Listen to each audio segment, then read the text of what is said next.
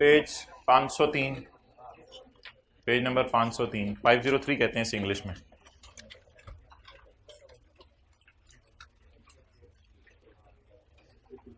Following are the independent transactions, इनका आपस में कोई ताल्लुक नहीं है, carried out by different enterprises.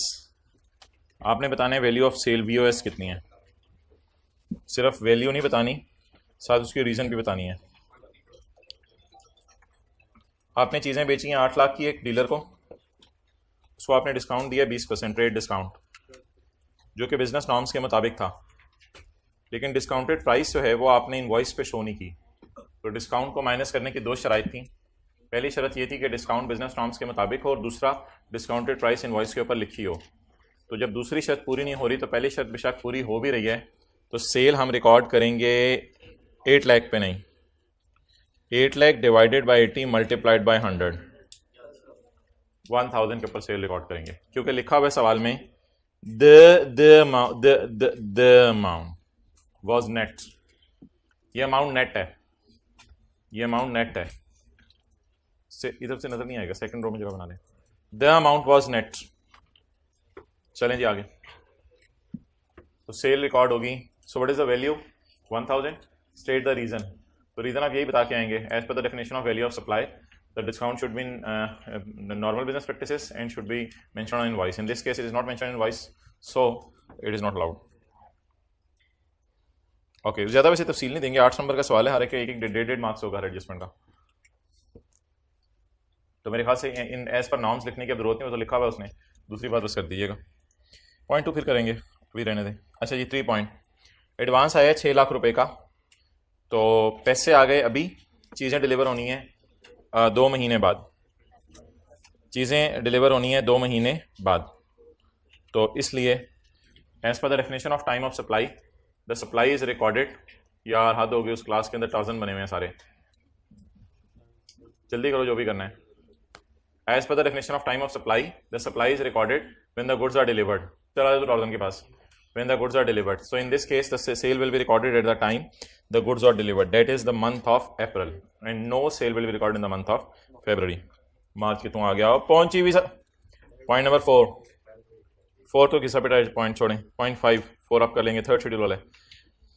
नए पार्ट्स हैं 12 लाख रुपए के, ये फ्री ऑफ कॉस्ट दे दिए हैं to replace the defective parts under warranty. यही पॉइंट अभी भी है और ये कल वाला भी छोड़ा हुआ है, पॉइंट 2। इस पॉइंट का मतलब समझ लें आप। There is a concept of free replacement. Free replacement ये होती है कि आप कस्टमर से पुरानी चीज़ें लेके उससे नई चीज़ें दे दें। यानी कि होंडा वालों ने सरासिफ मार्च के महीने में गाड़ी बेची और सरासिफ अप्रैल के महीने में गाड़ी वापस ले आए कि जब मैं चलाता हूं तो गाड़ी गड़ करती है, तो होंडा वालों ने उनको फ्री रिप्लेस कर दी, पुरानी गाड़ी लेके नई गाड़ी दे दी। इसको पेपर में इग्नोर करना है, क्योंकि मार्च के महीने में आप सेल रिकॉर्ड कर चुके हैं। आप जो नई गाड़ी आपने उनको दी है उसकी सेल मत रिकॉर्ड करें, या फिर ऐसा करें पुरानी गाड़ी की सेल उल्टा के नई गाड़ी की सेल रिकॉर्ड करें। तो इन चक्रों में पढ़ने की जरूरत नहीं है। इसलिए पेपर में जो एग्जामिनर लिखता है हम वही लिखा करेंगे। आईके वाले जवाब में लिखते हैं free replacements are not taxable under the law. बस फ्री रिप्लेसमेंट्स टैक्सेबल नहीं है। शायद दुकानदार को इसलिए भी, अगर प्राइस डिफरेंस भी हो, फिर भी कोई फर्क नहीं पड़ना। क्या वो, हाँ वो मैं कर लेता हूँ डिस्कस। नहीं, डिस्ट्रक्शन तो बिल्कुल चीज़ें तबाह करनी है। अभी ये है कि दुकानदार ने चीज़ बेची, आप उसके पास ओवन वापस लेके चले गए, मुझे पसंद नहीं आया, उसने आपको नया ओवन दे दिया। तो मैं ये कह रहा हूँ नए ओवन की आपने कोई एंट्री नहीं करनी, नए ओवन की सेल को आपने इग्नोर कर देना, बस ये है। तो वैसे तो आपको पता है ना, वैसे अगर मैं कहूँ अगर इतनी सी लाइन होती new parts for issued free of cost, तो फिर तो सेल थी। वो तो फ्री ऑफ कॉस्ट, अगर आप डायरेक्टर को चीज़ें दे दें, दोस्त को चीज़ें दे दें, बेगम को चीज़ें दे दें बिजनेस में बनी हुई, घर चीज़ें लेके चले जाएं, अपने बिजनेस में चीज़ें यूज़ कर लें, तो वैसे तो चीज़ों का जाना टैक्सेबल है और सेल है। लेकिन आज एक हमने एक्सेप्शन पढ़ी है कि अगर फ्री ऑफ कॉस्ट आप चीज़ें कस्टमर को दे रहे हो पुरानी लेके, अगर पुरानी लेना ना लिखा होता और वैसे लिखा होता कस्टमर को दे रहे हैं फ्री ऑफ कॉस्ट, फिर सेल होती। जी वारंटी वाली बात मैंने करनी है, मैंने वो बात करनी है, 1 बाय 1 चीज़ों को लेके चलेंगे। अच्छा, असल में ये प्रोविजन लॉ के अंदर लिखी नहीं हुई, इसलिए ये आई के पता नहीं क्यों 2-3 दफा से टेस्ट कर रहे हैं। तो लिख लें जी, free replacements are not taxable under the law. बस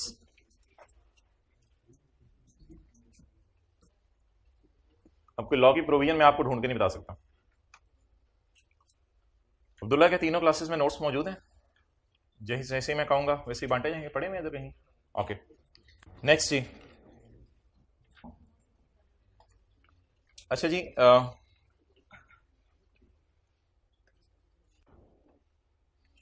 एक होता है ट्रेड डिस्काउंट और एक होता है cash discount. Trade discount minus करने की इजाजत है, हमने पढ़ा हुआ है अगर बिजनेस नॉर्म्स के मुताबिक हो। कैश डिस्काउंट होता है जल्दी पैसे दे दो तो तुम्हें पैसे छोड़ देंगे। It is trade discount. Trade discount, cash discount. Trade discount से ये होता है कि आप जो है वो ज्यादा चीजें खरीद रहे हो, हम आपको पैसे छोड़े हैं। और कैश डिस्काउंट ये होता है कि आप जल्दी पैसे दे दो तो हम आपको पैसे छोड़े हैं। कैश डिस्काउंट, सेटलमेंट डिस्काउंट, ये सेल में से माइनस करने की जरूरत नहीं है, even if it is as per business norms, चाहे बिजनेस नॉर्म्स के मुताबिक ही क्यों ना हो, ये नॉट अलाउड है। क्या मतलब है इस बात का? आपने चीजें बेची 100 रुपए की, आपने शेख साहब को कहा शेख साहब आप 100 रुपए की चीजें तो आज तक हमने कभी जिंदगी में किसी को नहीं बेची, तो आप बड़े अच्छे कस्टमर हैं, हम आपको 10 रुपए छोड़ते हैं। लेकिन अगर आप पैसे लेके 2 दिन के अंदर आ जाएं तो हम आपको 2 रुपए और छोड़ देंगे। आप बता दें सोल्यूशन, व्हाट इज VOS 90। तो ट्रेड डिस्काउंट माइनस करने की इजाजत है, उसमें भी शर्त है बिजनेस नॉर्म्स के मुताबिक हो। कैश डिस्काउंट चाहे बिजनेस नॉर्म्स के मुताबिक हो या ना हो, इसको सेटलमेंट डिस्काउंट इसलिए कहते हैं कि जल्दी पैसे सेटल करने पे आप ग्राहक को पैसे छोड़ते हैं। तो अगर ग्राहक को आप ये कहें कि तुम पैसे जल्दी ले आओ और हम तुमसे पैसे कम ले लेंगे, तो फिर ये 88 is not sale, still the sale is 90। Note करें, बस जो भी आप समझ लो।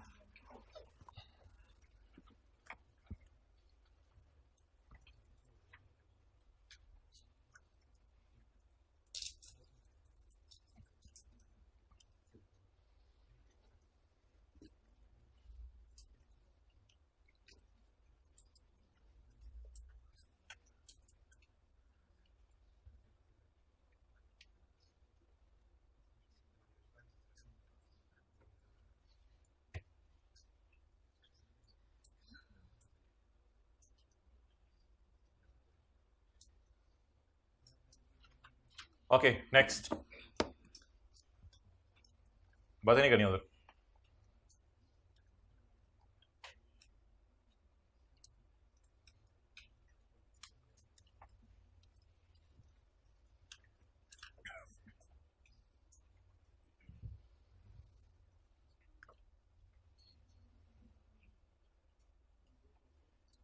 Taxable goods of 4 lakh were sold on credit terms, उधार पे खरीदी हैं 4 लाख की चीजें।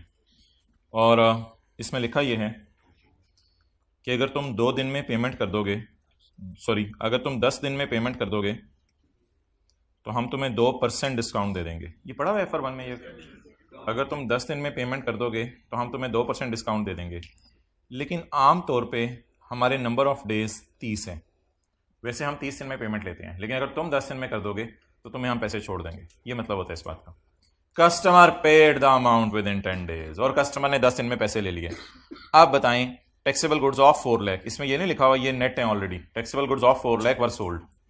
तो आप बताएं 4 लाख पे सेल बुक करेंगे या 4 लाख माइनस 2%? 4 लाख पे सेल बुक करेंगे, तो वैल्यू बता दें 4 लाख, ये सोल्यूशन होगा हमारा। और लिख के आएंगे cash discount is not allowed.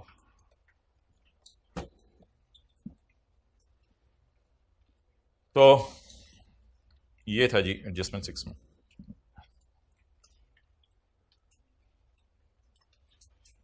बाकी इंशाल्लाह ये करते रहेंगे हम विद थ्योरी के पास पेपर। सफ़े बांटे अब्दुल्ला, समीउल्लाह सफ़े बांटना शुरू करो, 20-20, 25-25 पकड़ाते रहो सबको। चैप्टर 2 निकाल लें। ऑनलाइन में ये सफ़े अपलोड हो रहे हैं, इन सफ़ों के ऊपर ऐसी थोड़ी सी ज़रा चीज़ें लिखी हुई हैं ताकि वो आप इन सफ़ों से देख के अपनी किताब पे लिख लें। 20-20 पकड़ा दो।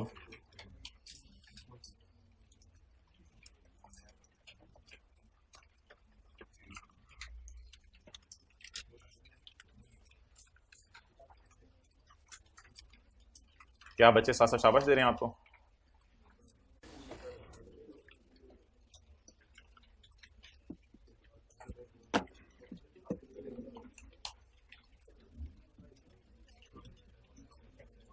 Okay, let's start.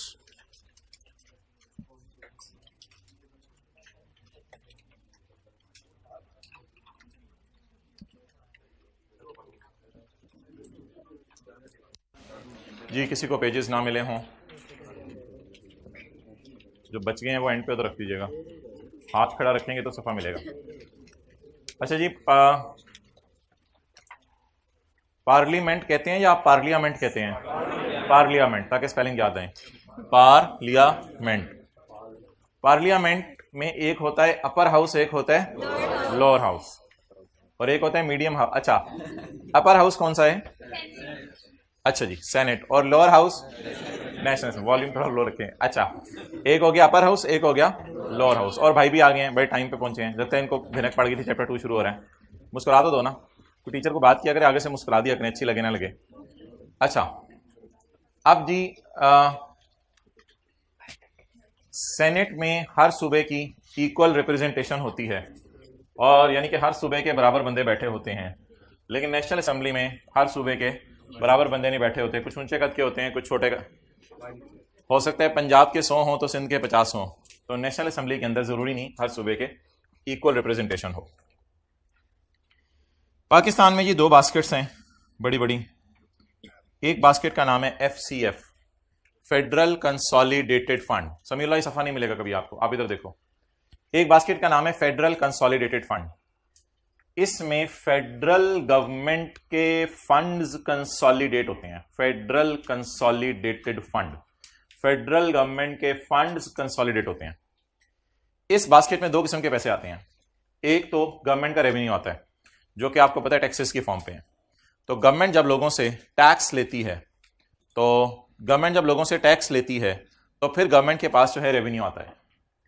और दूसरा, इस बास्केट में लोन का लेना आता है, लोन लेना आता है। जैसे पाकिस्तान वाले जो है जेट तैयारा करा के बाहर के मुल्क से, सऊदी किंग से जो है वो लोन लेने जाते हैं। भाईजान थोड़े से पैसे दे दो, लोन लेने जाते हैं।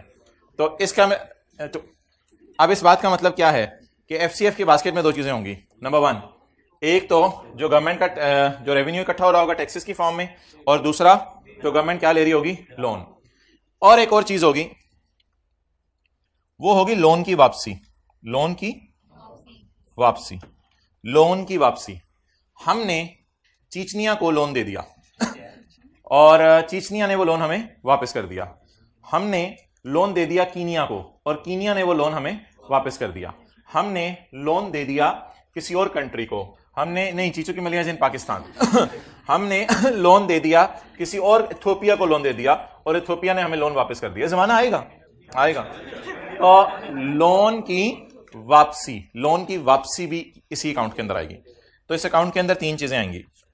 अच्छा, ये चैप्टर आसान बहुत है, इसलिए इसको आपने ना इधर ही साथ साथ याद करना है। इन यानी इस बास्केट में कौन कौन से पैसे आएंगे, और नहीं, ये वो वाला नहीं है। ऑल रेवेन्यूज, अब अनारकली जा चुकी। ऑल रेवेन्यूज रिसीव्ड, सारे टैक्सेस वगैरह। ऑल लोन्स रेज्ड, सारी भीख वगैरह by federal government. And any amount received in repayment of loan, loan की वापसी फ्रॉम इथियोपिया। इथियोपिया को लोन दिया था कायदे आजम ने, वो नवाज शरीफ भी अभी तक वापस नहीं ले सका। तो लोन की वापसी, तो ये तीनों चीजें इस बास्केट के अंदर आएंगी। और ये फिक्रा तो आसान सा है, जैसे बैंक स्टेटमेंट में पैसे क्रेडिट होते हैं, तो ये फिक्रा उससे निकला हुआ है, shall be credited to this वाली बास्केट। ये पैसे FCF की बास्केट में जमा करवा दिए जाएंगे। मोहतरम, ये हम पढ़े हैं पाकिस्तान का आइन, जिसे कॉन्स्टिट्यूशन कहते हैं, और इसके अंदर ये 78 जो है सेक्शन नहीं है, ये आर्टिकल है, जिसको आप दफा 78 के मुताबिक आर्टिकल 78 चलो घर में नहीं बोलने होते। अच्छा पढ़ें जी। इसके अलावा कोई भी पैसे जो होंगे वो एक और बास्केट में जमा करवाए जाएंगे। ये बास्केट नहीं है, ये बास्किटी है, किटी। बस कमेंट्री क्यों शुरू हो जाती है। ये है जी पब्लिक अकाउंट फेडरेशन। ये पढ़ें जी। All other monies shall be credited to public account federation. इसमें कौन से पैसे होंगे? जो भी पैसे गवर्नमेंट रिसीव करे। हमने कहा इस तरह तो पता नहीं चलता, खुल के बात करो। कहते हैं जो सुप्रीम कोर्ट के साथ डिपॉजिट किए जाए, मसलन हुकूमत केस जीती, हुकूमत केस जीती, यानी इंडिया का कोई बंदा पाकिस्तान में आ गया और हुकूमत ने इंडिया के खिलाफ केस कर दिया और फिर हुकूमत पैसे जीत गई, चाय की प्याली पिला के पैसे जीत गई। तो हुकूमत ने केस कर दिया और हुकूमत केस जीत गई। इसी तरह हुकूमत ने पाकिस्तान के अंदर भी केस कर सकती है। हुकूमत ने मलिक रियाज के खिलाफ केस कर दिया कि यार इसने बहुत ज़्यादा इलाके के ऊपर जो है वो प्लॉटिंग कर दी है, ये नहीं करनी चाहिए थी इसको, और फिर मलिक रियाज ने जो है वो 10 अरब रुपया हुकूमत को दिया जुर्माना, तो ये भी हुकूमत केस जीती। तो ये जो हुकूमत केस करती हैं तो फिर सुप्रीम कोर्ट के पास पैसे जमा करवा दिए जाते हैं, वो हुकूमत के होते हैं। ये किस बास्केट में जाएगा? PAF में। बोलो बोलो PAF, पाकिस्तान एयरफोर्स नहीं। अच्छा जी, अगला मसला है जी, मसला है कि कब्जा किसके पास होगा इनका, कब्जा कब्जा। आप लोग अपनी क्लासें लगवा लें, एक सेशन ना शाम को जिसमें अपनी चीन मुन सारी समझा दिया करें लोगों को। द कब्जा of the FCF and the कब्जा ऑफ द PAF। FCF और PAF का कब्जा, द पेमेंट एंड विड्रॉल्स, और उससे जो पेमेंट्स हो रही हैं, and all other connected matters shall be regulated by Shora. Shura बोले, शूरा नहीं, शोरा बोले, शोरबा। Shall be regulated by act of Majlis Shora. कुछ लोग मौके से फायदा उठा के मोबाइल यूज कर रहे हैं, अल्लाह अकबर। Shall be regulated by Majlis Shura और रूल्स मेड बाय प्रेसिडेंट, या प्रेसिडेंट साहब कोई रूल बना दे तो वो। तो ये जी हमने डिस्कशन की कस्टडी की। तो custody shall be regulated by Majlis Shura और बाय प्रेसिडेंट शोरा, प्रेसिडेंट। अच्छा जी, नेक्स्ट जरा थोड़ा सा, अब मुझे कुछ खामोश हो जाए, इनफ। अच्छा जी, नेक्स्ट आर्टिकल 80 को छोड़ें, 81। शादियों पर पिंक टी की बाल्टी पड़ी होती है, तो उसमें सबसे पहले तो पिंक टी डाली जा रही होती है, ठीक है, उसमें सबसे पहले तो पिंक टी डाली जा रही होती है। अब वो जो पिंक टी शादियों में डाली जा रही होती है, तो एक वक्त आता है कि ऑर्डर कर दिया जाता है, भाईजान अब इसकी टूटी खोलने की इजाजत है। फिर जो है वो आपको उसकी टूटी खोलने की इजाजत होती है। ये जो टूटी खुलती है ना, इसे कहते हैं आउटफ्लो। इसे क्या कहते हैं? आउटफ्लो। पहले उसमें क्या हो रहा होता है? इनफ्लो, ठीक है। कुछ सादा बंदे मेरे जैसे, आप जैसे जाके हाथ धोने लग जाते हैं, टूटी खोलो या तेरी तो मेहरबानी। अच्छा, तो अब पढ़ें जी आर्टिकल 81। आर्टिकल 81। अब जी सबसे पहले चुप, उस क्लास में सबसे पहले, ये लास्ट वार्निंग है, अब कोई बोले मत। सबसे पहले इस बास्केट से प्रेसिडेंट साहब को तनख्वाह दी जाएगी, जो सबसे ज़्यादा डिजर्विंग है। सबसे पहले इस बास्केट से किसको तनख्वाह दी जाएगी? प्रेसिडेंट को। इसके बाद उसके दफ्तर के खर्चे, बिजली का बिल, गैस का बिल, बिजली के बिल, सारी चीज़ें, उसके मुलाजमीन की तनख्वाहें, इस बास्केट में सबसे पहले ये होगा। दूसरा काम, इसके बाद सुप्रीम कोर्ट के जज साहब को बुलाया जाएगा और इस्लामाबाद हाई कोर्ट के जज साहब को बुलाया जाएगा, इनको तनख्वाहें दी जाएंगी। चीफ इलेक्शन कमिश्नर जो पाकिस्तान में है उसको तनख्वाह दी जाएगी। सेनेट में चेयरमैन और डिप्टी चेयरमैन, और नेशनल असेंबली में स्पीकर और डिप्टी स्पीकर, इनको तनख्वाह दी जाएगी। ऑडिटर जनरल को तनख्वाह दी जाएगी, ये लोगों के जनरल ऑडिट करता है। इन लोगों को तनख्वाह देने के बाद अगला काम जो पाकिस्तान में सबसे इंपॉर्टेंट है, इन लोगों के दफ्तरों में जो अफसर और मुलाजमीन हैं और इन लोगों के दफ्तर में जो एडमिन एक्सपेंसेस हो रहे हैं वो पे किए जाएंगे। यानी पॉइंट बी इज फॉर 2 से 5, 2 से 5 नहीं बल्कि सबके लिए। इन्हीं सारे लोगों के दफ्तरों के खर्चे, the admin expenses including remuneration of officers and servants of, आगे वही अंग्रेजी है, supreme court, Islamabad high court, department of auditor general, office of chief election commissioner and secretariat. Secretariats होते हैं दफातर, लिख लेना साथ साथ, छोटी छोटी चीजें। सेक्रेटेरिएट्स होते हैं दफातर, एंड दफातर of senate and national assembly.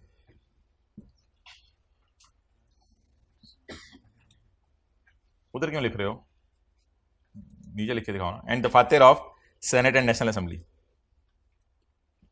Point C की हेडिंग दे दें, इंटरेस्ट की पेमेंट और लोन के प्रिंसिपल की पेमेंट। पॉइंट सी की हेडिंग दे दें, इंटरेस्ट की पेमेंट होगी और लोन के प्रिंसिपल की पेमेंट होगी।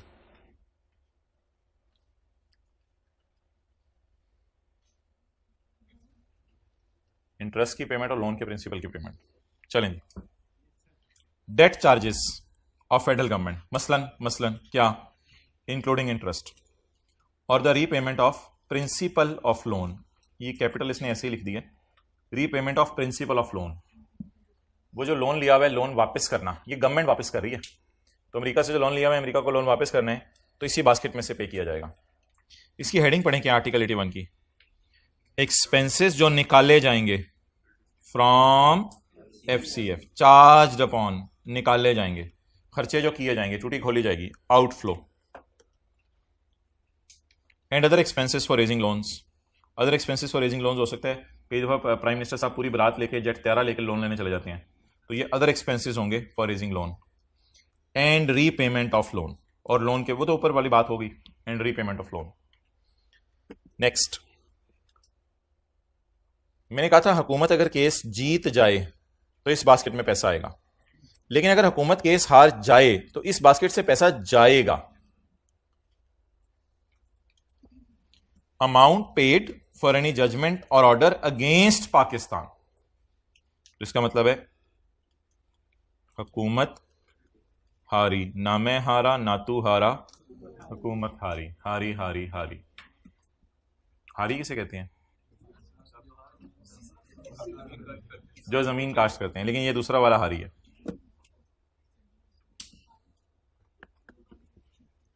Please please please, it's enough. Any other amount declared by constitution और any act of Majlis Shura. Okay, चलें जी, अब हम 2-3 मिनट की ब्रेक लेते हैं, इसको याद करें सारा। अब मुझे निकालना पड़ेगा अपनी वो क्लास से। कोई कह रहे चुप करो, कोई बात करे, कोई बात करे, हद होती है वैसे। आर्टिकल 78, 3 बातें, all revenues received, all loans raised and all amounts received in, आगे फिक्र आसान है, shall be credited to FCF. अगली 2 बातें, all other monies received, all other monies received by government और deposited with supreme court shall be credited to public account of federation. चलें, custody याद करें, custody of FCF and custody of shall be regulated by the act of Majlis Shura or rules made by president।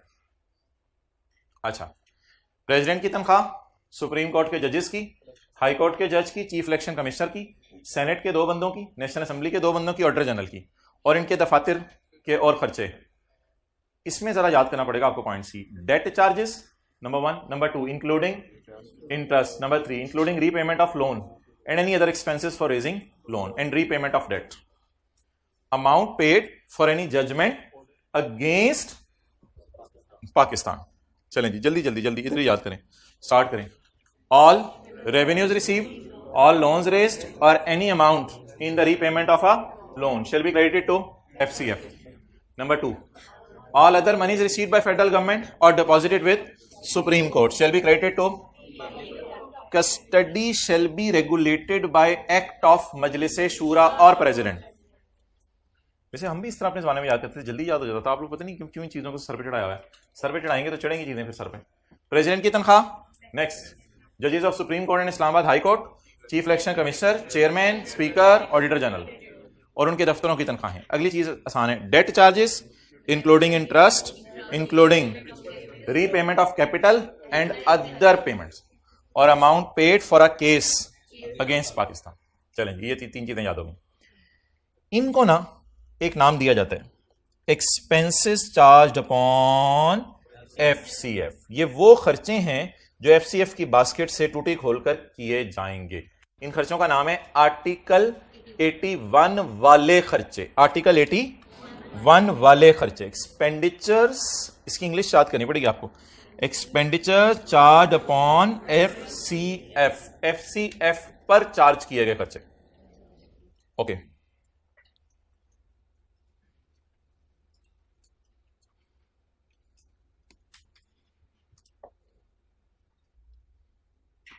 कुकड़ी,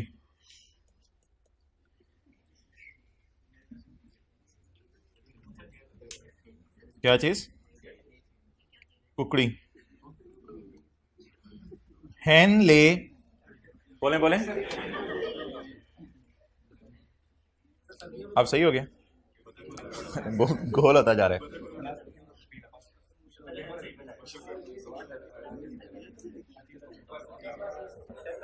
अच्छा बोलें, hen lay eggs, egg number 1, egg number 2। मुर्गी अंडे देती है हमारे सामने, ये भी बोलना है, हमारे सामने। मुर्गी हमारे सामने आकर अंडे देती है।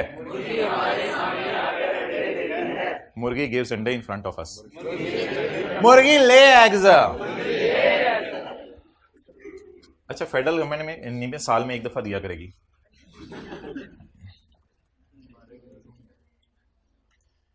हर साल फेडरल गवर्नमेंट ले करेगी, ले before national assembly, national assembly के सामने जाके। क्या हो गया? हर साल फेडरल गवर्नमेंट, हो भाई वापस आजा, लाहौर वापस आजा, इसको जरा रोको, इसके कंधे पकड़ो। हर साल federal government shall lay before the national assembly. चलें जी, पहला लफ्ज़ आपको याद हो गया, बोलें बिस्मिल्लाह। हर साल federal government shall lay before national assembly. Federal government is like मुर्गी, lay before the national assembly. National assembly is like we, हमारे सामने आके क्या देगी? तो अंडे नहीं। ये फेडरल गवर्नमेंट ने हर सालाना बेस पे अंडे नहीं देने।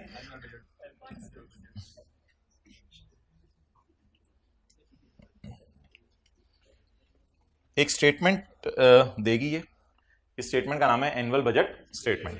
एनुअल बजट स्टेटमेंट में दो चीजें होंगी, हुकूमत की रिसीट्स, या हुकूमत को कहां कहां से पैसे आएंगे, और हुकूमत के खर्चे। खर्चे दो किस्म के हैं पूरे चैप्टर में। एक खर्चे हैं आर्टिकल 81 वाले, आर्टिकल 81 वाले, प्रेसिडेंट की तनख्वाहें वगैरह और ये सारा। एक है अदर एक्सपेंसेस, वो मैंने आपको नहीं पढ़ाई। वो सड़कें बनाने का, मोटरवे बनाने का खर्चा, कोई सी पैक का प्रोजेक्ट चल रहा है, कोई खंबे लगाने हैं, लाइटें लगानी हैं, पार्क बनाने हैं, ये खर्चे अभी हमने डिस्कस नहीं किए 81 में। तो अदर एक्सपेंसेस जैसे रोडें बनाना, सड़कें बनाना, ये सारे खर्चे तो नोट कर लें जी। तो बजट में कितनी चीजें होंगी? दो चीजें, खर्चे और, यानी पाया और खोया। और खोए फिर दो किस्म के होंगे, वो खर्चे जो आर्टिकल 81 वाले हैं, तनख्वाहें वगैरह लोगों की, और वो खर्चे जो उधर हैं चैप्टर 2 में जाके बनाएं। चैप्टर 2 आपकी किताब में है,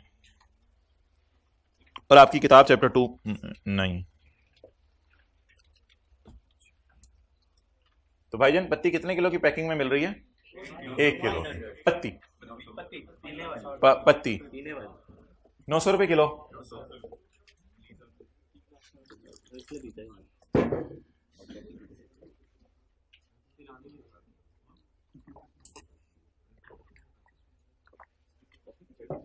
अच्छा, आपको पता है पहली रो में जिन बैठे हुए हैं, इसलिए कोई नहीं बैठा आज इधर। अस्सलाम वालेकुम, हाउ आर यू? अस्सलाम वालेकुम। ओ जपी मार।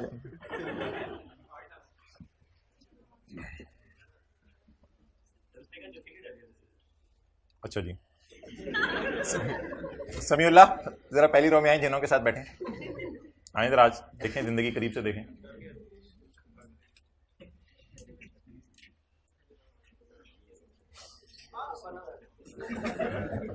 कोई तो दूसरे जिनके ऊपर बैठ गया। ओके, जिन्हों चुड़ैलों के पांव उल्टे होते हैं, नीचे ना देखने लगे आप लोग। ओके, अब आप मुझे ये बताएं कि कौन किसके सामने क्या ले बिफोर करेगा और कब ले बिफोर करेगा? साल में एक दफा, साल में in each financial year federal government shall lay before the national assembly an estimate of receipts and expenses. This is called as annual budget statement. In each financial year, federal government, मुर्गा नहीं, federal government shall lay before national assembly. हाथ जरा ऊपर करो, साथ साथ करो। In each financial year, the federal government shall lay before national assembly an estimate of receipts and expenses, this is called as annual budget statement. Yo boy, this is called as annual budget statement. वापस आ जाए यहाँ, तो जितने दिख होती होते in each financial year, article 80, बस अब माइक ऑफ कर दें अपना। in each financial year the federal government shall lay before national assembly. आज आप लोगों ने ऐसे घर में लगे होने, मुर्गी अंडे देती है, मुर्गी अंडे देती है, फेडरल गवर्नमेंट भी देती है, shall lay before national assembly. यार जिस बात ही हो गया बच्चा, in each financial year the federal government shall lay before, जिंदगी को एंजॉय करें, shall lay before the national assembly a statement of estimated receipts and expenses. It will be called as सालाना अंडे, एनुअल बजट स्टेटमेंट। अच्छा ये साल में 2 दफा नहीं देना, एक ही दफा, इन ईच फाइनेंशियल ईयर, हर साल में 1 दफा दिया करेंगे अंडे। अच्छा अब ये जो एनुअल बजट स्टेटमेंट है ना, इसमें 2 बातें होंगी। पहली बात, कितने पैसे चाहिए आर्टिकल 81 वाले खर्चे पूरे करने के लिए, और दूसरी बात क्या होगी, कितने पैसे चाहिए सड़कें बनाने के लिए। तो एनुअल बजट स्टेटमेंट में 2 बातें होंगी। नंबर 1, कितने पैसे चाहिए आर्टिकल 81 वाले खर्चों के लिए, और कितने पैसे चाहिए अदर खर्चों के लिए। और एक और भी बाइफर्केशन होगी कि इसमें रेवेन्यू एक्सपेंडिचर कितना है, यानी डे टू डे का खर्चा, तनख्वाहें वगैरह, और कैपिटल एक्सपेंडिचर कितना है, जैसे सड़कें बनाना वगैरह। तो annual budget statement shall show separately, 2 बातें अलग अलग होंगी। क्या, मैं सफे के एंड पे पढ़ा हूं, कितने पैसे चाहिए आर्टिकल 81 वाले खर्चों को पूरा करने के लिए, एक ये बात बजट में होगी। दूसरी बात बजट में क्या होगी, अदर एक्सपेंसेस जैसे सड़कें वगैरह बनाना के खर्चे पूरे करने के लिए कितने पैसे चाहिए। अच्छा इंग्लिश आसान भी हो सकती थी, द एक्सपेंस, लेकिन उसने उल्टी लिखी है, the amount required for expense. तो अंग्रेजी पढ़ें, आसान बात भी कर सकता था वो, expenses charged by constitution on FCF. याद रखिएगा ये 81 वाले हैं, क्योंकि ये हेडिंग देखें क्या है, अब हाईलाइट की हुई मेरी बात पढ़ें, एक्सपेंसेस चार्ज बाय पाकिस्तान का आइन on FCF as in 81, and expenses other expenses, सड़कें वगैरह, अदर एक्सपेंसेस जो कि सजेस्ट किए गए हैं कि एफसीएफ से होने हैं, जो कि सजेस्ट किए गए हैं कि एफसीएफ से होने हैं। ओके नेक्स्ट, एक बात और भाई, ये लफ्ज़ आपको ऐड करना पड़ेगा, कितने पैसे चाहिए खर्चे पूरे करने के लिए। दोबारा, कितने पैसे चाहिए खर्चे पूरे करने के लिए। Done. And shall distinguish between revenue expenditure, revenue expenditure कौन से होते हैं, डे टू डे के खर्चे, और अदर एक्सपेंडिचर कौन से होते हैं, लिखें कैपिटल एक्सपेंडिचर, जैसे सड़कें वगैरह बनाना।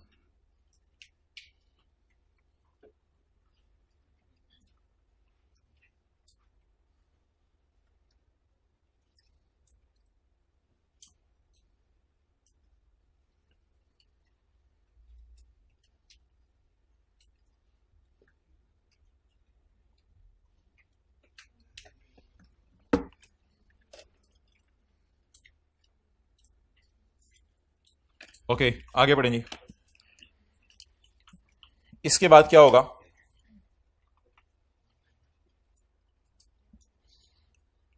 आर्टिकल 81 वाले खर्चे जो है ना, नेशनल असेंबली के अंदर इनके ऊपर डिस्कशन होगी।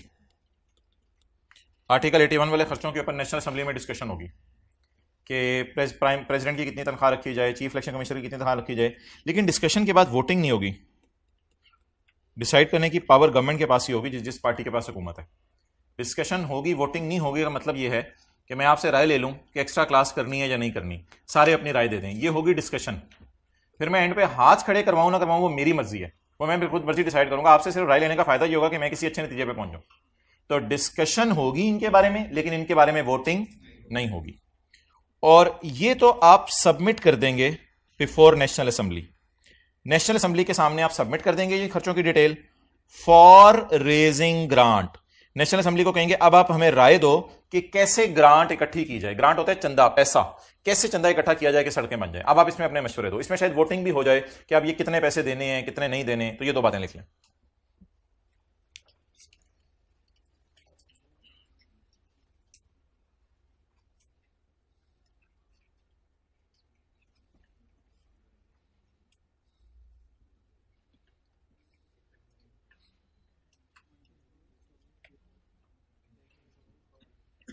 ओके अब दोनों खर्चों के बारे में डिटेल बता दें मुझे। नंबर 1, इनके बारे में डिस्कशन होगी, वोटिंग। ये नेशनल असेंबली के सामने पेश किए जाएंगे ताकि वो मशवरा दे कि इनके लिए कैसे पैसे इकट्ठे किए जाएं।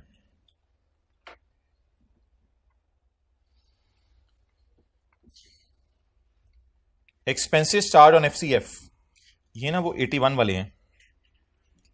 Expenses charge on FCF in annual budget statement, in annual budget statement bracket में expenses charge on FCF shall be discussed in, ये नेशनल असेंबली में डिस्कस होंगे, लेकिन लेकिन लेकिन voting will not be required.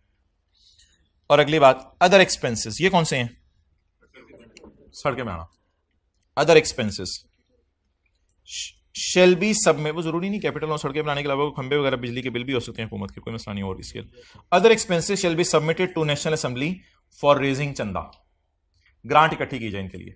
The national assembly may और may not agree to request, इस request से हो सकता है वो एग्री करें या ना करें कि कई सड़कें ना बनाओ, कोई मसला नहीं, खैर थोड़े बहुत उछलू होंगे, खाना भी हजम हो जाएगा, खड्डे होते हैं तो खाना हजम हो जाता है। द असेंबली मे और may not agree to the request, it may also reduce the request for money और it may also reduce the request। ये कौन से वाले खर्चे हैं जल्दी बताएं? सड़कें बनाने वाले, जिनका हमने नाम कहा है other. it may reduce the request of money, आपने रिक्वेस्ट की कि अमाउंट इज रिक्वायर्ड फॉर सड़कें बनाना। एक्सपेंसेस, असल में वो एक्सपेंस का लफ्ज यूज नहीं करा, वो बार बार लफ्ज यूज करें amount required to meet expenses, कितने पैसे चाहिए खर्चे पूरे करने के लिए। तो आपने बताया जी खर्चे पूरे करने के लिए चाहिए 5 अरब, असेंबली में और मे नॉट एग्री, या ऐसा भी हो सकता है असेंबली में agree but it may reduce the demand, कि 5 अरब नहीं चाहिए, कम कर लो, क्योंकि खर्चा तो पता ही नहीं कितना होना, खर्चा तो सड़क बननी शुरू होगी तो पता चलेगा। तो कितने पैसे चाहिए फॉर मीटिंग द एक्सपेंडिचर, आपको नहीं पता आप कराची कितने में जाएंगे, लेकिन उसके लिए कितने पैसे चाहिए वो अब्बू से आप 15-20 हज़ार रुपए ले लें कि यार वो मुझे पहले दे दें। तो बात किसकी हो रही है, खर्चों की, या उसके लिए जो पैसे चाहिए उनकी। और demand can only be made with the recommendation of federal government. अब बस एक चीज रहेगी, इस पे प्राइम मिनिस्टर के साइन होने हैं। अच्छा ये बात उर्दू में पढ़ लें, सड़कें वगैरह बनाने के खर्चे नेशनल असेंबली में पेश करेंगे ताकि ग्रांट ली जाए, असेंबली शायद माने शायद ना माने, ये जो बात it may also reduce the demand वाली और सारी। आखिरी बात जी, अब जी प्राइम मिनिस्टर इन पे क्या करेगा, साइन। प्राइम मिनिस्टर जो साइन करेगा तो इसका नाम शेड्यूल बन जाएगा। क्या नाम बन जाएगा? या एनुअल बजट स्टेटमेंट नहीं, इसका नाम क्या बन जाएगा? The PM shell now sine, now shell now, PM अब साइन करेगा आ शेड्यूल, एक शेड्यूल को, जिसमें क्या बताएगा, grants made by national assembly, grants made bye, ये कौन से वाली ग्रांट्स हैं? सड़कों वाली ग्रांट्स मेड। आपको पता है ग्रांट्स का लफ्ज तो सिर्फ इसके लिए यूज करे सड़कों वालों के लिए, बाकी के लिए ग्रांट्स का लफ्ज यूज नहीं करा। The grants made by national assembly and, अगली तो अंग्रेजी आपने याद कर ली हुई है पहले ही, कितने पैसे चाहिए उन खर्चों के लिए जो चार्ज ऑन एफसीएफ हैं। ये लफ्ज बार बार यूज होगा, खर्चे which are charge on FCF, article 81 वाले। अब मुझे बता दें इस लाइन का क्या मतलब है।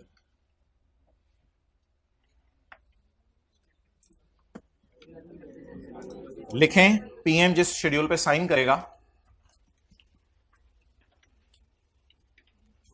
वो एनुअल बजट वाली स्टेटमेंट से ज्यादा तनख्वाह नहीं हो सकती। पीएम जिस शेड्यूल पे साइन करेगा, पीएम जिस शेड्यूल पे साइन करेगा वो एनुअल बजट वाली स्टेटमेंट से ज्यादा तनख्वाह नहीं हो सकती प्रेसिडेंट की, वो एनुअल बजट वाली स्टेटमेंट से ज्यादा तनख्वाह नहीं हो सकती प्रेसिडेंट की।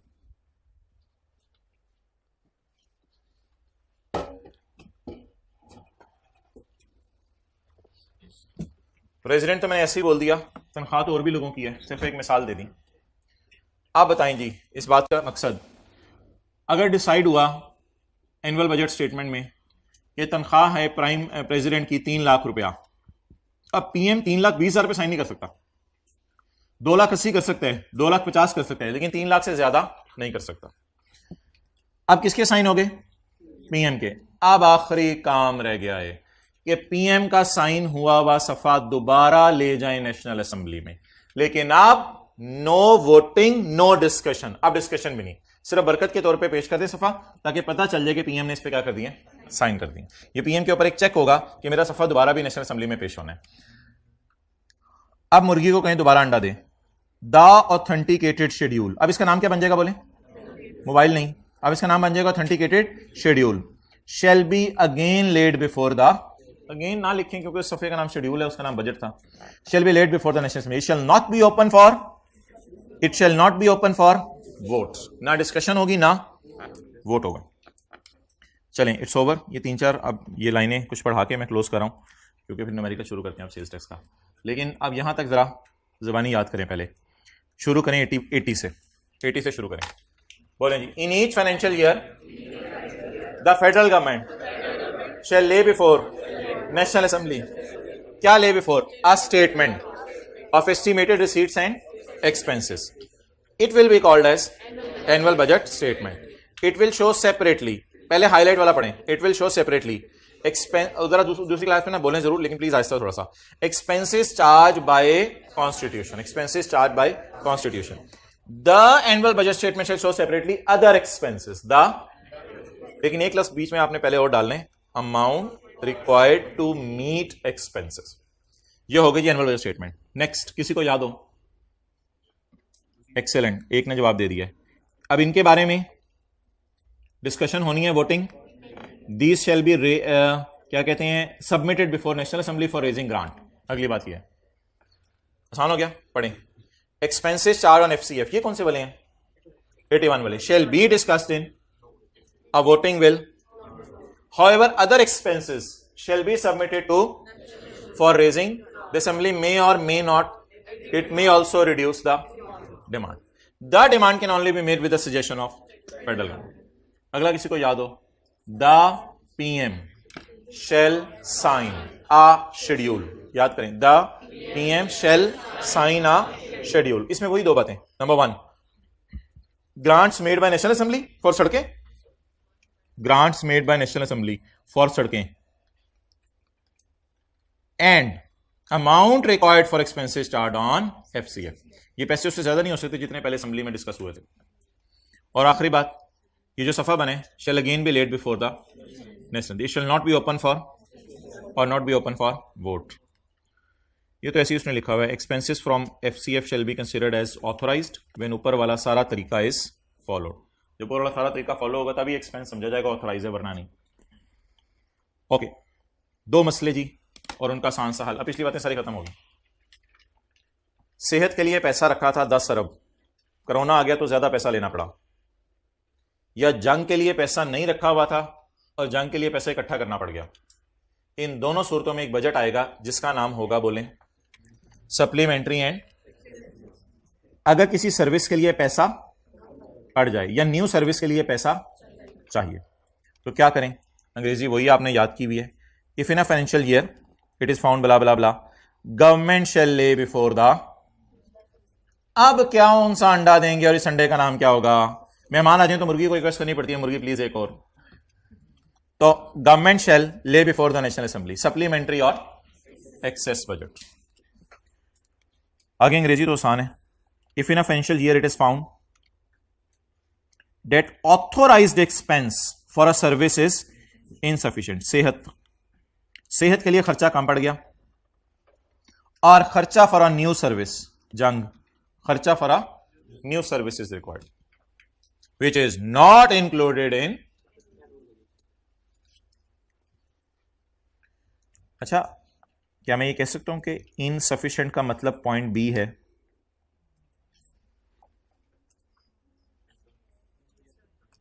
जो मैं हाईलाइट कर रहा हूं,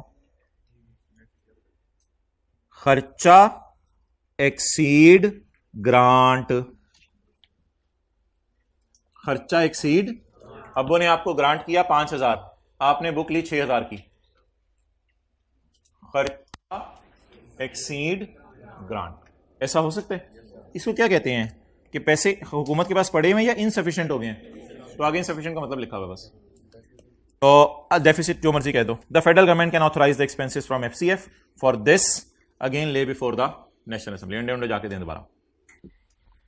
एक छोटा सा मसला और, पीएम पाकिस्तान में मौजूद नहीं है तो साइन कौन करे, 4 महीने के लिए साइन करवा लें ताकि 4 महीने में पीएम वापस आ जाए, और 4 महीने में साइन करवा के खर्चे करते रहें। साइन करेगी फिर national assembly.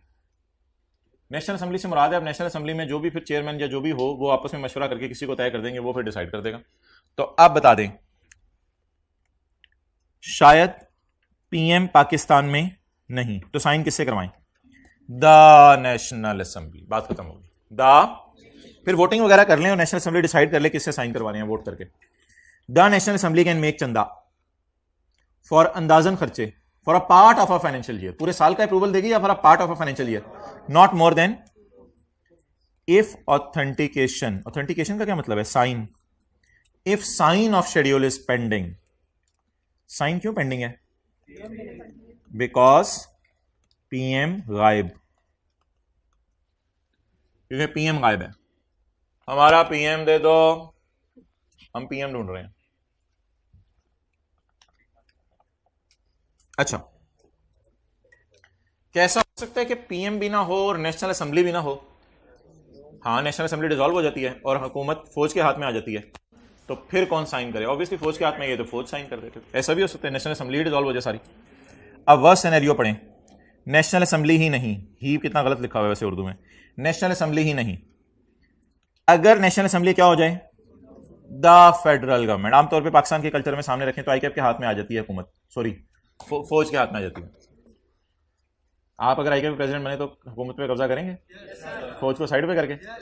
Okay, if national assembly is dissolved the आईकैप में द फौज में authorise the expenses from FCF for अंदाजन खर्चे for a period not more than, अंग्रेजी वही ऊपर वाली ना, if the authentication of schedule is pending. Pending क्यों है? क्योंकि नेशनल असेंबली सिरे से है ही नहीं। अब आप ऐसा करें, इसको रिवाइज कर ले सारे को, सारे चैप्टर को नहीं जो अभी पढ़ाया है।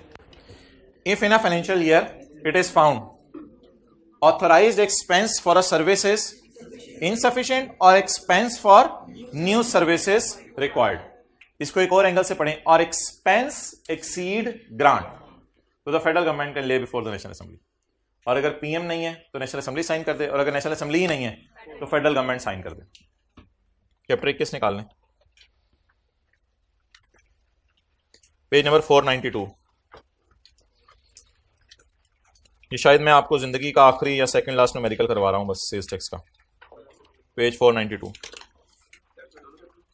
टेस्ट में चैप्टर 2 होगा और चैप्टर नंबर 22 होगा, 22, 21, चैप्टर 2 और चैप्टर 21। जहांगीर अली नहीं होता था वो, Jahangir Ali is registered under sales tax act 1990। He runs multiple businesses. Following information has been extracted for the month of February 2017। हाँ जी भाई, page number 492। Taxable goods exported to Qatar कितने %? Taxable goods to registered, taxable goods to unregistered. या छोड़ें आगे, छोड़ें आगे, बस सेल्स एग्जाम्प्ट गुड्स हैं, बस एग्जाम्प्ट है, बस आगे जिस मर्जी को बेचें आप, बस सेल ही एग्जाम्प्ट है, बस डैश लगा। चलें जी, purchase, purchase of taxable goods from, यार इसको कल देखेंगे क्योंकि कल परचेज की साइड पे मैं फेस पे सॉल्व करूंगा, आज सिर्फ सेल की साइड सॉल्व करनी है मैंने, तो परचेज में ये देख लेंगे कल। लेकिन फिलहाल purchase of packing material from registered suppliers 17%। आगे ये फॉर किसके लिए है वो फिर कल देख लेंगे। हाँ, एग्जाम्प्ट गुड्स परचेज की हैं, आगे हमें नहीं कंसर्न, चीजें ही क्या है, तो हमें कुत्ते ने काटा हम टैक्स दें, जीरो नहीं, जीरो का मतलब होता है जीरो रेट, फिर बस डैश लगा दें। एग्जाम्प्ट, एग्जाम्प्ट परचेज, चीजें तो टैक्सेबल हैं लेकिन खरीदी बुरे बच्चे से हैं, इग्नोर करेंगे, ये तो पहली क्लास में बताया था, purchase from unregistered person. Done हो गया। आगे इंक्लूड का लफ्ज ढूंढे भाईजान, बारात आई हुई आज, include include include include include. आप ढूंढे ऊपर, ये फिक्रा ढूंढे, इसमें मसला है नहीं है, इसमें है, ओके सॉरी। आगे चलें, टैक्सेबल गुड टू क्या होता है? सेल के लिए यूज होता है, परचेज के लिए? परचेज के लिए तो फ्रॉम यूज होता है, sales. Taxable goods to unregistered customer, किसमें मसला है? 550 में। Taxable goods purchase from registered supplier. इस फिगर में मसले एक्सपोर्ट इंक्लूड, एक्सपोर्ट ये है ना, export include, exempt supplies include, exempt supply, ये एग्जेम्प्ट सप्लाई परचेज नहीं, exempt supply made, exempt sale, exempt supplies include. Okay done. अब इंक्लूड सारे उड़ाने लगा हूं मैं। चलें जी शुरू करते हैं सवाल। इन सारी फिगर्स को अंदर वाले कॉलम में लिखेंगे हम। Let's start.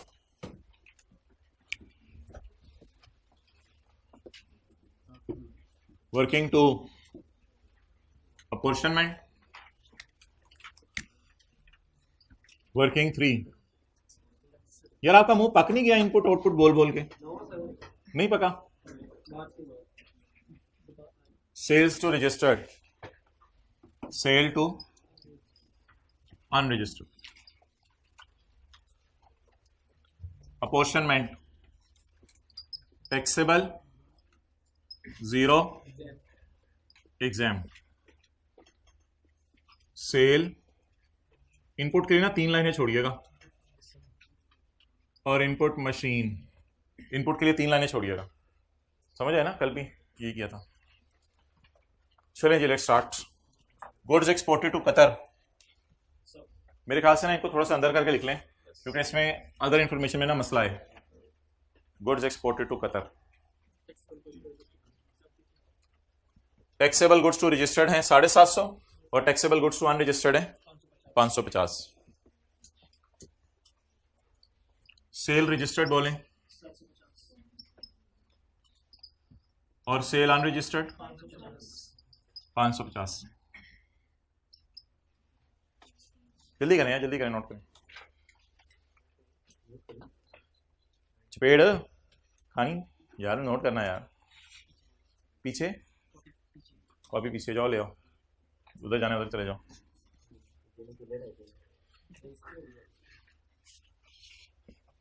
चलिए चलें जी आगे बढ़ें। Sale of exempt goods 50, sale of exempt goods 50। Purchases को नहीं मैं कर रहा हूं, परचेजेस कल कर लेंगे, परचेजेस को कल कर लेंगे। चलें जी पहले एडजस्टमेंट करो। अच्छा नोट करें अभी, ठीक है, फिर कैमरा इधर ले आओ।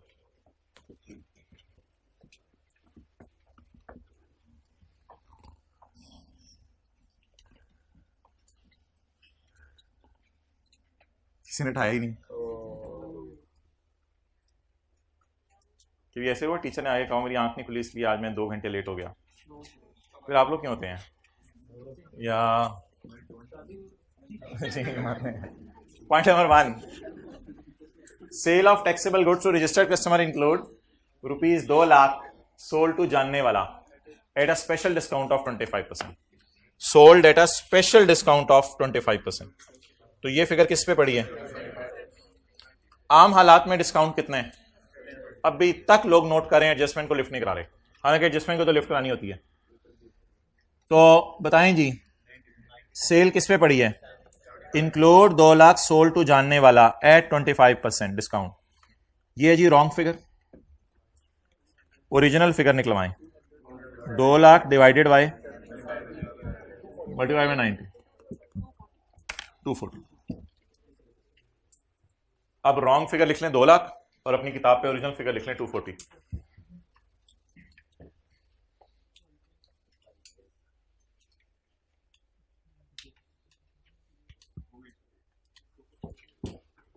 ओके चलें जी, इसमें पड़ी है 200 निकालने। सेल टू परवीन, ओहो वो तो पहली क्लास में परवीन थी एसोसिएट, ये तो बस एसोसिएट लिख दें खाली।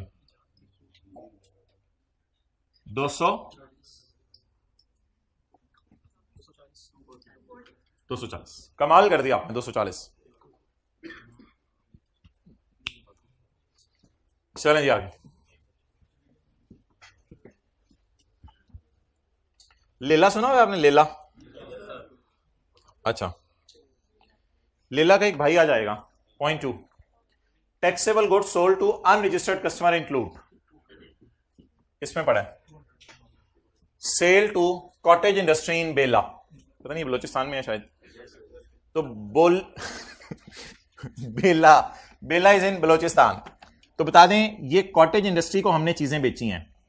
तो मैंने आपको बताया था, बल्कि शायद आपने ही मुझे बताया था, मुझे अब याद नहीं आ रहा कि मैंने आपको बताया था या आपने मुझे, आपको याद आ रहा है कि मैंने बताया था आपको, शायद आपने मुझे बताया था, शायद एफबीआर ने हमें बताया था।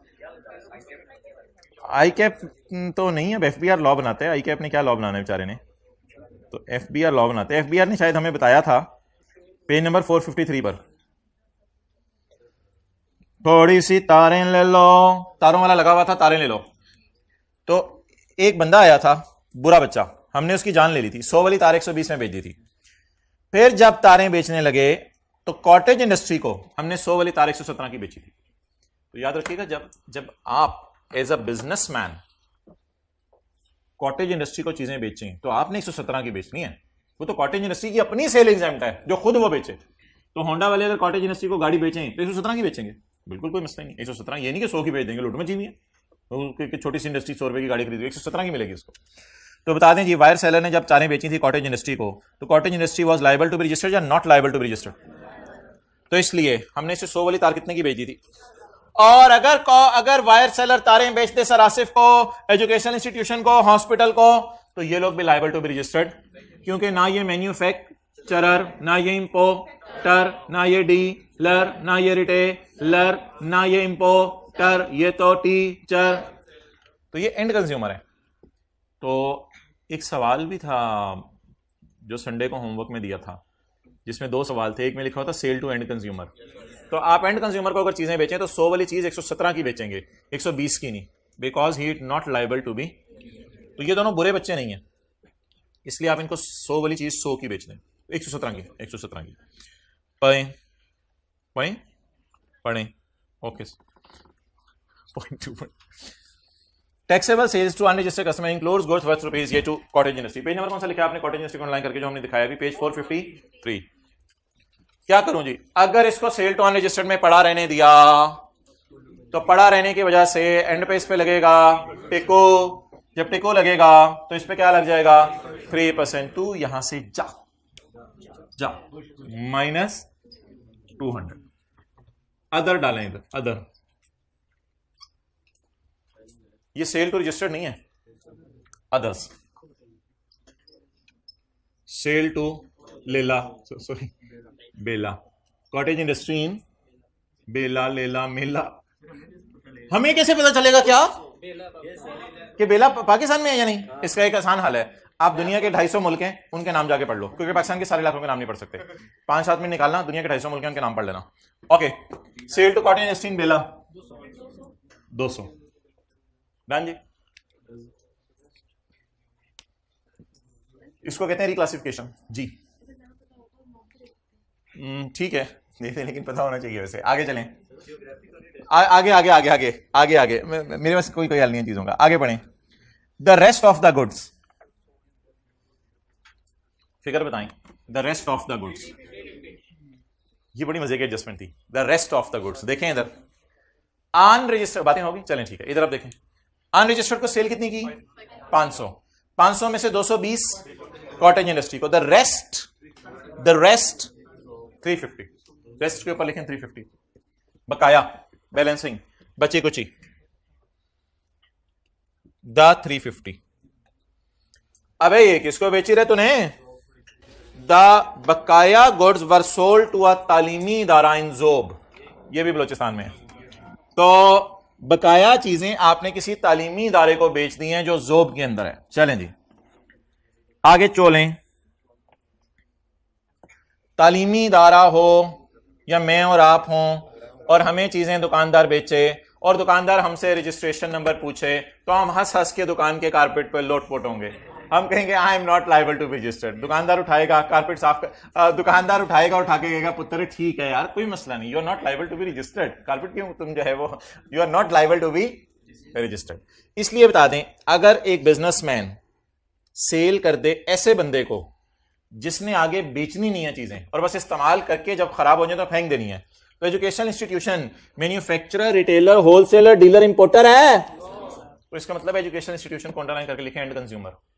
ये एंड कंज्यूमर है, इसने चीजें बेच देनी है आगे, नहीं सॉरी इसने चीजें इस्तेमाल करके फेंक देनी है, तो he is not liable to be. आप बता दें क्या ये बुआ बच्चे, ये बुआ बच्चे, अच्छा बच्चे, तो इसका मतलब है इसको फिर 3% वाली में ना डालें, इसको निकालें यहां से। मुझे लग रहा है ये जगह खाली होने लगी है बिल्कुल। हाँ जाओ। Sale to educational institution in जोब पाकिस्तान 350।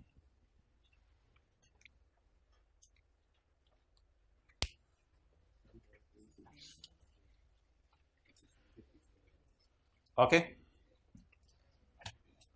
तो कोई थोड़ी थोड़ी भूख मिट रही है सेल्स टैक्स अमेरिकन की, या लग रही है करके?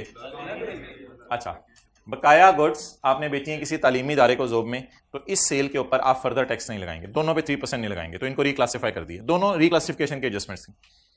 नेक्स्ट, ये तो आसान सी है, क्रेडिट नोट अभी कल परसों ही पढ़ा।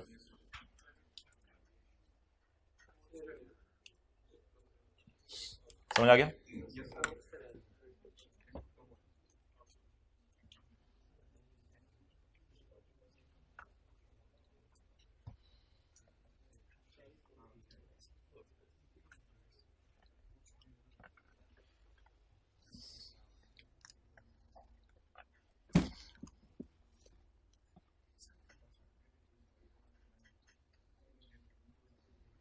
A credit note of 1 lakh रुपए was issued by JA to a customer। तो हम कौन है फिर? हम JA हैं, हमने कस्टमर को नोट इशू किया, हम कौन है फिर? सेलर। हम सेलर हैं, याद रखिएगा, कस्टमर को हमने इशू किया ना, तो इसका मतलब है हम सेलर हैं।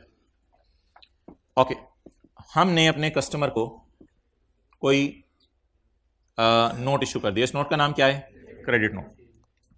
अब जरा जाके देखते हैं कि सेलर कौन कौन से क्रेडिट नोट इशू करता है। सेलर 2 क्रेडिट नोट इशू करता है, बुरे बच्चे से जब चीजें वापस आए या सेलर जब खुद प्राइस कम करे, 2 क्रेडिट नोट इशू करता है seller. Debtor credit, debtor credit. Issue करने की वजह है रिडक्शन इन प्राइस, शुक्र है इसमें बता दें। अब इस डब्बे को हटा दें, यहां पे कुछ नहीं है। इशू करने की वजह reduction of price, price reduce हो रही है। आगे बढ़ने से पहले आपने क्रेडिट नोट तो पकड़ लिया डेटर क्रेडिट होने की वजह से। अगला चैलेंज जो कल था, आपने इसको थोड़ा सा ऊपर करना है, थोड़ा सा इधर लाने, थोड़ा सा आगे जाने, और आपने ना सेल को ऐसे देखना है, सेल को, और कहना है आउटपुट कम हो रहा है, आउटपुट कम हो रहा है, बोले आउटपुट कम हो रहा है, देखो आउटपुट क्या हो रहा है? कम हो रहा है, आउटपुट कम हो रहा है, आउटपुट कम हो रहा है। इस तरह आपने ना फील करना है थोड़ा सा, आउटपुट क्या हो रहा है?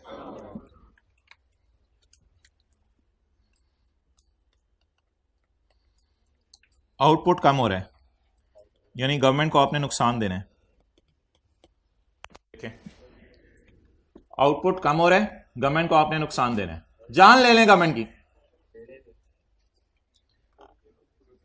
ये चीजें बेची थी आपने नवंबर में, यहां से भी पता चल गया हम सेलर हैं, बेची थी ये चीजें हमने बेची थी नवंबर में, कई हिंट अवेलेबल होते हैं, ये चीजें हमने बेची थी नवंबर में। अब मेरे ख्याल से कल मैंने इसको इस तरह किया था, हमारा न्यूमेरिकल फरवरी का, हमारा न्यूमेरिकल फरवरी का, नवंबर की सेल है, याद आया फरवरी में। अब ये चीजें याद आ रही हैं आपको जो कल इसी तरह की थी, तो लिखें इस तरह, नवंबर की सेल है, याद आया फरवरी में। आउटपुट क्या करना है? कम करना है। नीचे उर्दू में लिखें, अभी तो 4 महीने गुजरे हैं, दिन गिनने की जरूरत नहीं है आपको, वैसे ही पता चल रहा है, अभी तो 4 महीने गुजरे हैं, तो 180 डेज के अंदर अंदर हम गवर्नमेंट को नुकसान पहुंचा सकते हैं। अभी तो 4 महीने गुजरे हैं, तो हम 180 डेज के अंदर अंदर गवर्नमेंट को नुकसान पहुंचा सकते हैं।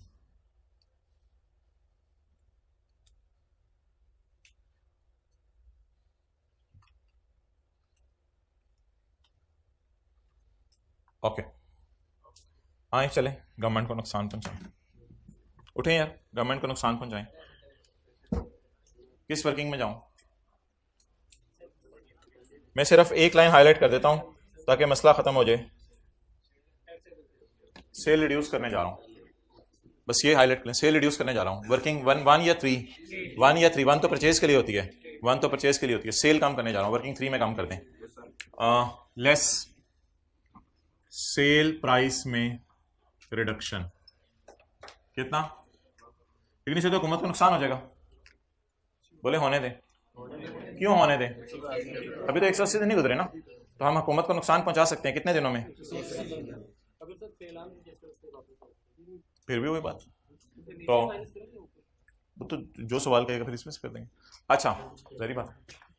तो अब आप मुझे बता दें कि डेबिट क्रेडिट नोट की हर वो एडजस्टमेंट जिससे हुकूमत को क्या हो, उस एडजस्टमेंट को सिर्फ कितने दिनों में किया जा सकता है? और ये 4 महीने अभी गुजरे, 180 दिन गिनने की जरूरत ही नहीं, सीधा सीधा पता चल रहा है। तो इसलिए ये नुकसान हम हुकूमत को पहुंचा सकते हैं। चले जी, अब रिलैक्स हो जाते हैं और मैं कुर्सी पे बैठ गया हूँ 5 मिनट के लिए। पॉइंट 4 को आज पढ़ लेते हैं, करेंगे कल। आज पढ़ लेते हैं, करेंगे कल। और आपको पता है अक्सर परचेजेस में सेक्शन 8 ही होता है सारा। परचेजेस जो डेड करनी हो तो सेक्शन 8 ही होता है सारा, तकरीबन सारा ही सेक्शन 8 होता है, कोई कदू का इधर उधर की चीज होती है। Let's start from the start of point 4। Taxable goods purchase from registered supplier include new electronic cash register of 2 lakh, जो कि इस्तेमाल भी शुरू हो गया है। भाईजान इसको मशीन के तौर पे लेंगे, लाल के तौर पे इसको मशीन के तौर पे लेंगे, और कल हम इसे वर्किंग 1 में रीक्लासीफाई करेंगे। तो इंशाल्लाह इधर रीक्लासीफाई करके लिख लें, कल इंशाल्लाह मैं इसको डिस्कस करूंगा। जैसे मशीन पे परचेज रिकॉर्ड होती है वैसे ही इलेक्ट्रॉनिक कैश रजिस्टर की परचेज रिकॉर्ड होती है। भाईजान ऑफिस के लिए आपने इक्विपमेंट खरीदा है 50,000 रुपए का, और जो परचेज किया आपने वेयर हाउस के लिए, ऑफिस इक्विपमेंट ऑफ 50,000 परचेज और warehouse, sorry office equipment आपने बाय किया वेयर हाउस के लिए, और आपने एयर कंडीशनर बाय किया अपने नए ऑफिस के लिए। तो मेरे भाई ये सेक्शन 8 के 1 का आई लगेगा, और आगे लिख लें it is fixed asset not a plant. It is fixed asset, याद है शुरू वाली क्लास है, it is fixed asset not a plant, ये प्लांट नहीं है। अब देखते हैं जाके एसी और ऑफिस इक्विपमेंट कहां लिखा हुआ है। सेक्शन 8 में पेज 458 पर 2 लफ्ज लिखे हुए हैं, ऑफिस इक्विपमेंट और इलेक्ट्रिकल चीजें, एसी। लेकिन अगर but excluding goods for sale, अगर आपने इनको बेचने के लिए लिया आगे तो फिर इसकी परचेज अलाउड है, फिर कोई मसला नहीं। लेकिन इधर बेचने के लिए नहीं लिया, इधर मेरे ख्याल से ना मुझे लग रहा है मकसद लिखा हुआ है, देख लेने दे रहा, इसमें शायद मकसद लिखा हुआ है, मकसद लिखा हुआ है। इसको आपने लिया है फॉर नया दफ्तर, नए दफ्तर में और वेयर हाउस के लिए, it is not a machine, इसलिए इसकी परचेज क्या हो जाएगी, डेड हो जाएगी। डन। तो कल हम इसको माइनस कर देंगे, क्या कर देंगे, माइनस। अच्छा तीसरा बुलेट ट्राई कीजिएगा आप खुद, मैं इंशाल्लाह कल डिस्कस करूंगा। आखिरी पॉइंट 4 पढ़ लेते हैं, बाकी सवाल आप जरा ट्राई करके आइएगा, कल डिस्कस कर लेंगे। ना टाइम मिला तो इधर तो करना ही है। वायरिंग एंड केबलें ऑफ 50,000 और बिजली की और सैनिटरी की फिटिंग्स, यानी फ्लैश, कमोड, ये सारी बेसन, बिजली और सैनिटरी की चीजें 90,000 रुपए की। These items were used for sale, ये these are bought for sale, ये सेल करने हैं ना ना ना ना। These items were used in renovation of factory building. तो लिखें it is fixed asset not a plant, it is fixed asset not a plant, not a plant, not a plant. Okay ये fixed asset है, ये plant ना है। इधर आए, मैं आपको बताऊं क्यों ना है, आप सुनना चाहेंगे क्यों ना है? ओके डायग्राम में ना जाओ, डायग्राम तो आपको पता ही होगी। These are the goods used in immovable property such as construction material, पेंटें, इलेक्ट्रिकल पाइपें, वायरें, केबलें। तो फैक्ट्री बिल्डिंग हो या ऑफिस बिल्डिंग हो, कोई भी बिल्डिंग हो, उसके अंदर बंद कर लो पहले किताबें, उसके अंदर जो आप सैनिटरी फिटिंग्स वगैरह सारी चीजें खरीद रहे हैं, ये परचेज आपको रिकॉर्ड करने की इजाजत ना है। क्लियर? एंजॉय करें, आ जाएं फिर सवाल के साथ। स्विमिंग पूल समझें इस सवाल को। ऑफ कर दो रिकॉर्डिंग भाई, जरा बैठे रहें।